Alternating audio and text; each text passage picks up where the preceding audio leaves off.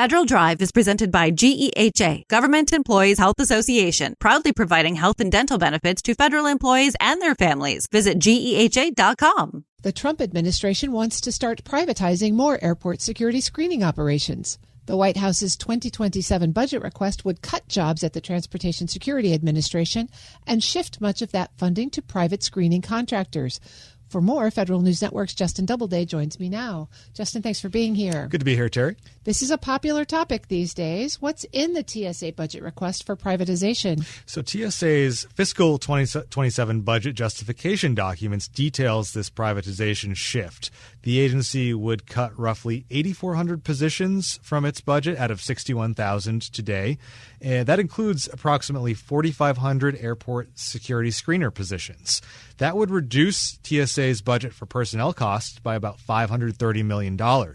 But TSA would redirect much of that funding, about $477 million, to something called the Screening Partnership Program, or the SPP.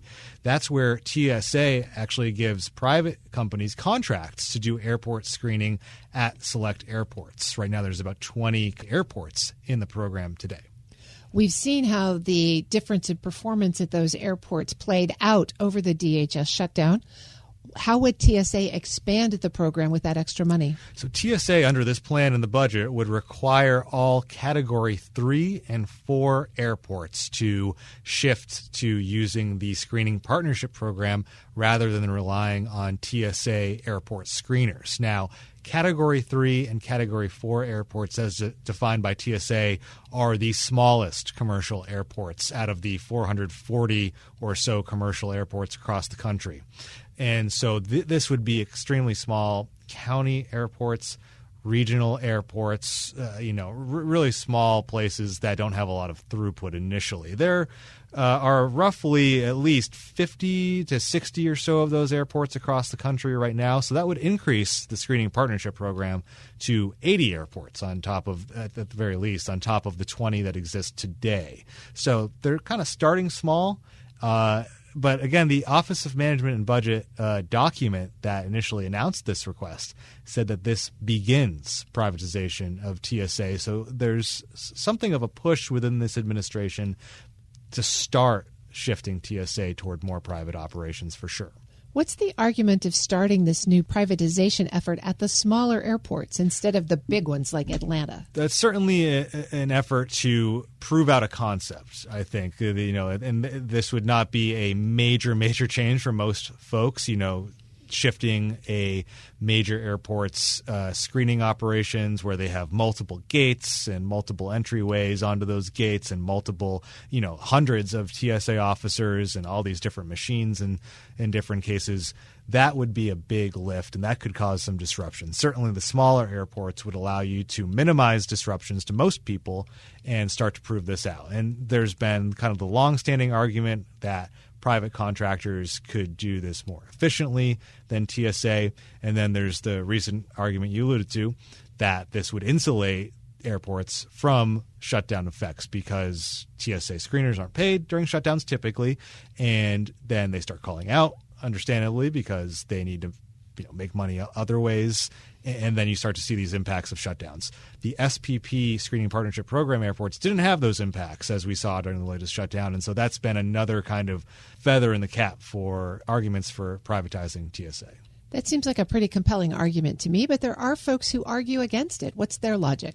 Well, TSA was created in the aftermath of 9/11 when the hijackers were able to get through private screening checkpoints onto planes with weapons. And, that's how it was done pre-9/11. TSA was created to replace those private security contractors at airports and to have a standardized, kind of more controlled, federalized way of doing this. And so, the arguments nowadays, you hear from certainly the union that represents TSA screening officers, the American Federation of Government Employees, alludes to how this would kind of put profit over security and safety potentially. And so that point of view is certainly still very strong. And I think, we have to go see how Congress takes this request.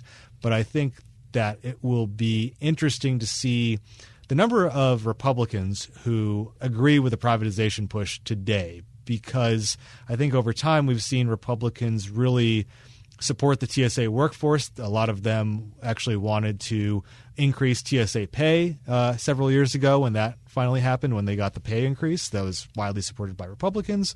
And so it'll be interesting to see how many now, there's certainly some that exist today, but how many would come around to the idea of privatizing more TSA operations going forward.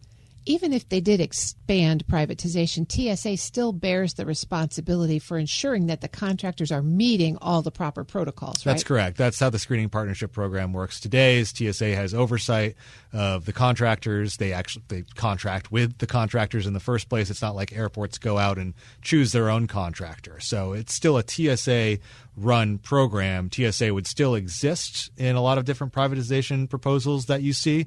They would just manage the private contractors, and that's certainly how the screening partnership program works today. So, Justin, what happens next with this proposal? Well, as I mentioned, Congress now has to weigh in, as it does with all budget requests. They would have to approve this shift in funding to the screening partnership program, this roughly $500 million away from TSA airport screening jobs to the screening partnership program and private contractors. It'll be interesting to see how this plays out with the smaller airports, too, who would have to kind of manage this shift and what they tell their members of Congress in different areas. There's a lot of different politics at the national level and the local level that all kind of weighed into this issue. That's Federal News Network's Justin Doubleday. Justin, thanks for bringing us this story. It seems like there might be a rare opportunity for bipartisan agreement here. We will see. It'll be an interesting one to follow. You can find Justin's story at federalnewsnetwork.com.